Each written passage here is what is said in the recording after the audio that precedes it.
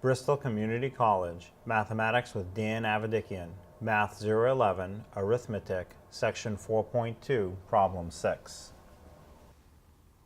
This is Section 4.2, Problem 6. It says, if you know the two triangles have the same perimeter, can you be sure that they are congruent?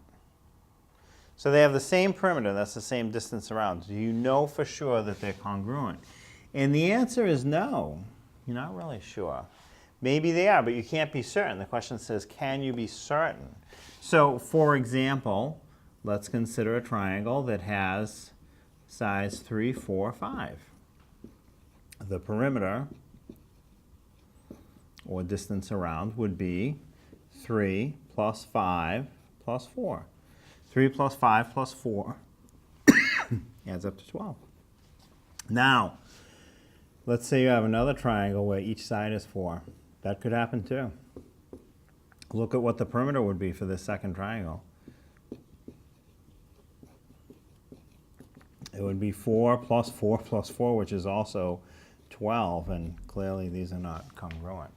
So that's why, can you be certain they're congruent? No, you can't.